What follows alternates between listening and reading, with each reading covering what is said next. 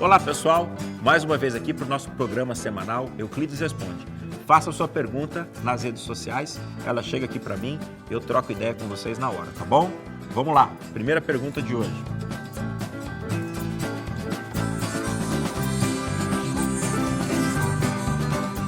Primeira pergunta é da Luísa Souza. A Luísa pergunta o seguinte: a pandemia mostrou o quanto a saúde pública é frágil. Nos noticiários dizem que a segunda onda do coronavírus está chegando. Estou com muito medo e preocupada pelos meus pais. Como os governantes podem nos ajudar? Já não sei mais o que fazer. Gente, a onda pode chegar, é possível que chegue. Nós já aprendemos muito com essa curva. Temos hoje um nível muito melhor para poder tratar com essa doença, mas temos que manter os mesmos cuidados de sempre. Distanciamento social e máscara vai ser um imperativo. Nós vamos ter que continuar muito tempo com isso daí. E até lá, fazer aquele mesmo tratamento. Os pais, os senhorzinhos ficam em casa tanto quanto possível, só sai o que precisar e assim nós vamos passar essa segunda onda de uma forma que foi muito melhor do que a primeira. Esperamos até que essa segunda onda nem venha com tanta força, mas manter os mesmos cuidados para que nós possamos ultrapassar. E os meus cuidados são os de sempre. Passar o álcool o tempo todo, usar máscara e manter o distanciamento social. Vamos para outra pergunta? Alice Ribeiro. A imunidade parlamentar é uma vergonha. Todos deveriam ser tratados iguais. O que você pensa disso? Certo, tem um pedacinho aí que a gente precisa analisar bem. Imunidade não é impunidade. A imunidade parlamentar só é para proteger aquele congressista, deputado ou senador enquanto ele estiver atuando dentro do limite do mandato que ele tem. Se ele fala alguma coisa enquanto senador ou enquanto deputado federal ou estadual, ele está agindo em nome de todas as pessoas. Então, enquanto ele está utilizando aquele pedaço, aquela fase do trabalho dele, ele tem que ter essa imunidade, porque é isso que protege ele, mas é só nesse pedaço.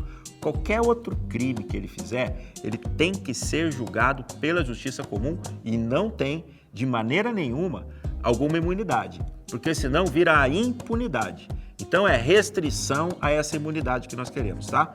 E mais uma coisa, falando disso daí, além de não queremos a impunidade, eu acredito que nós não temos que ter um foro privilegiado.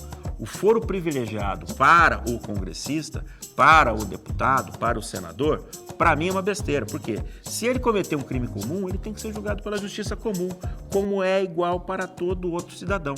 Isso daí é uma coisa que eu vou brigar para que tenhamos um parlamento que seja mais preocupado em todos os parlamentares cuidarem mais das coisas que fazem, porque eles vão ser processados e não vão ser processados pelas cortes superiores, vão ser processados pela justiça comum, em primeiro grau, sem foro privilegiado para os parlamentares. Vamos lá para mais uma pergunta. Marlene Xavier. Pantanal e Chapada estão devastados com as queimadas. O que você, como senador, pode fazer para ajudar? Criar um fundo de proteção ao Pantanal. Temos que ter, olha, já existe no Brasil vários fundos de proteção, de preservação à floresta amazônica, por exemplo, ou à Mata Atlântica.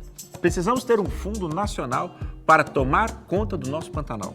E assim, o Pantanal não é um bem de todos, não é um bem até da humanidade, é uma área enorme, nós não temos tanta capacidade assim para ficar promovendo esse cuidado e podemos ter um fundo nacional para a criação e a proteção do Pantanal. Eu estive lá em Poconé essa semana e é desoladora a questão das queimadas no Pantanal. A população sofre muito, principalmente a população pantaneira.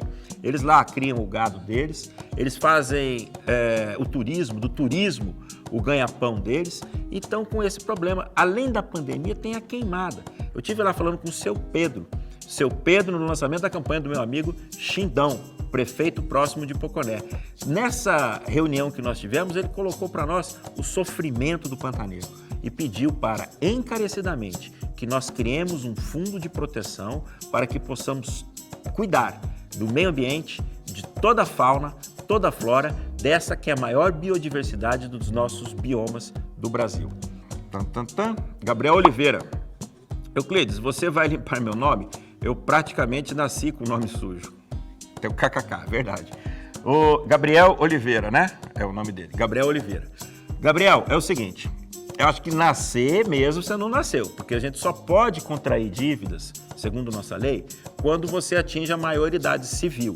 Então, enquanto você não tiver esse poder de contrair dívida, não tem como sujar o seu nome.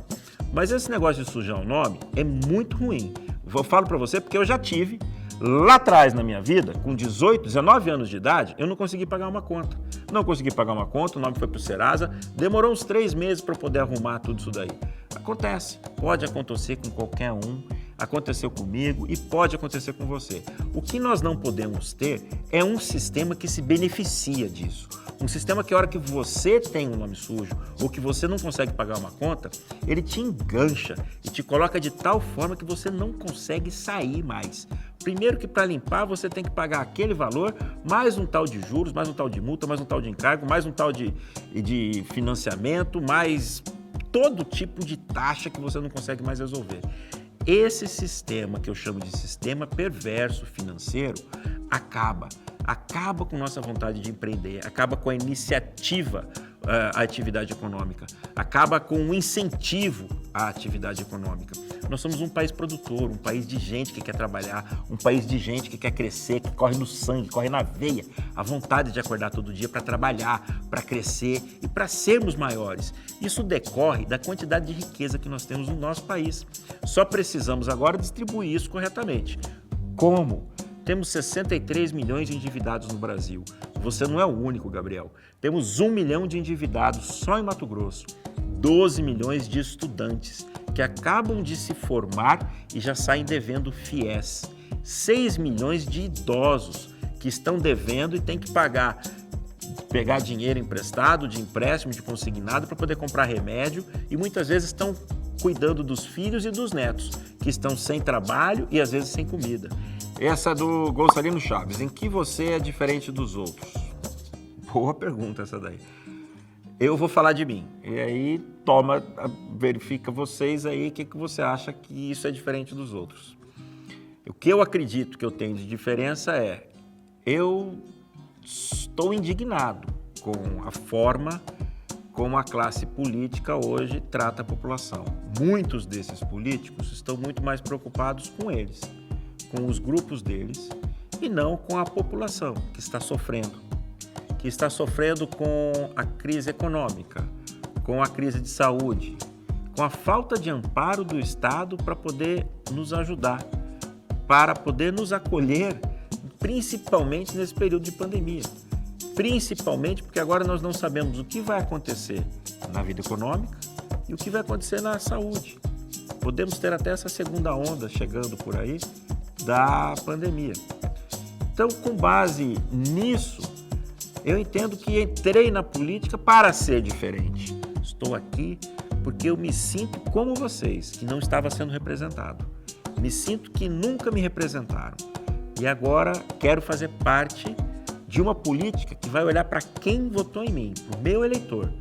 Porque os outros, na minha visão, estão sempre vinculados a um grupo que os elege, aí ele vai lá e fica defendendo aquele grupo. Tem um grupo de tal classe, o grupo de banco, o grupo de trade, o grupo de determinada categoria, classe, e ele defende eles. Eu não. Eu quero defender o meu eleitor. A força que você tem é a que eu vou ter e eu vou ter um compromisso direto com você, sem intermediário. Acho que essa é uma grande diferença que eu tenho dos outros políticos. Valeu, pessoal. Essas foram as perguntas. Pode mandar para mim sempre que vocês quiserem. É um canal que a gente quer manter um contato direto para poder responder essas perguntas, tá bom? Valeu e até a próxima.